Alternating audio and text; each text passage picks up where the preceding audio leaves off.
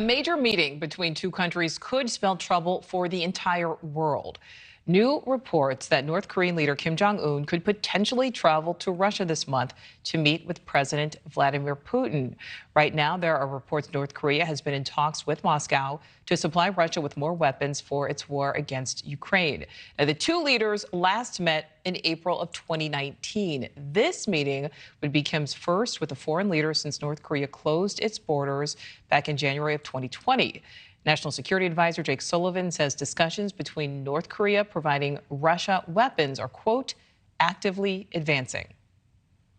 We also have information, as we have indicated publicly, that North Korea's leader, Kim Jong Un, has some expectation that those discussions will continue as we go forward, including leader-level discussions, perhaps even in-person leader-level discussions.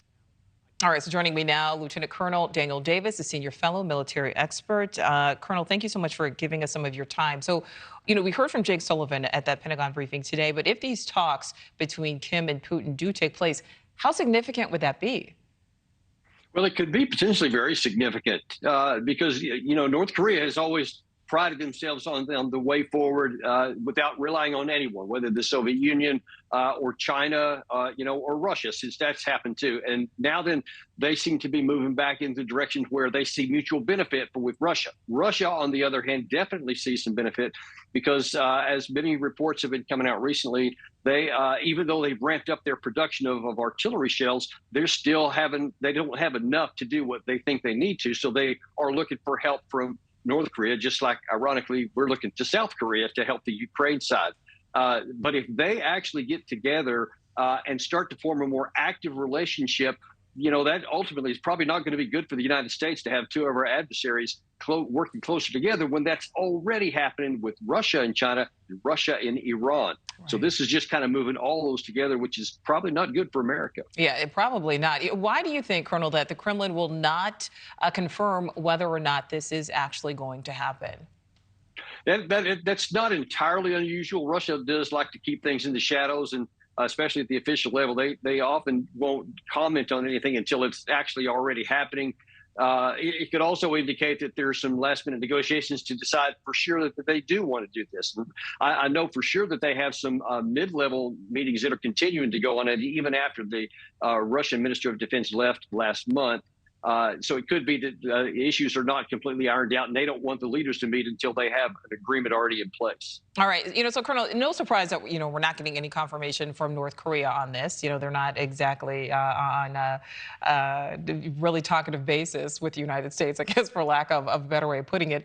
But we know that Putin can be very sneaky. He's very smart in the way he goes about things. So how do we know the intelligence reports that we've gathered on this are even correct if we're not able to get any type of confirmation?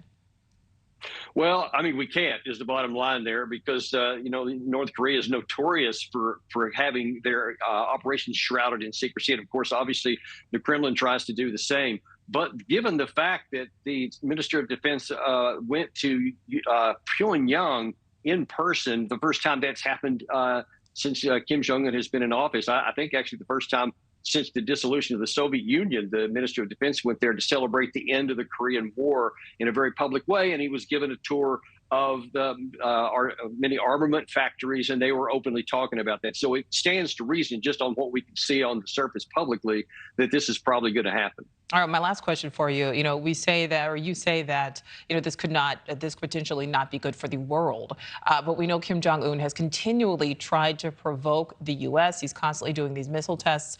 Is there a point where U.S. officials say enough is enough?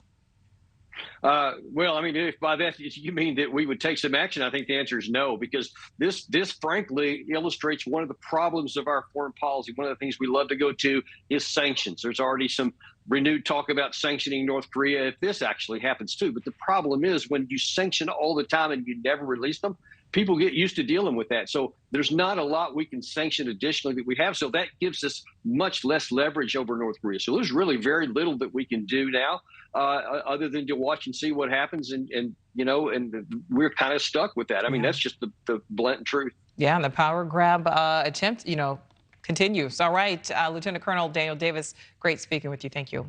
Thank you for watching. Go to newsnationnow.com to find News Nation on your television provider. And don't forget to click the red subscribe button below to get more of News Nation's fact-driven, unbiased coverage.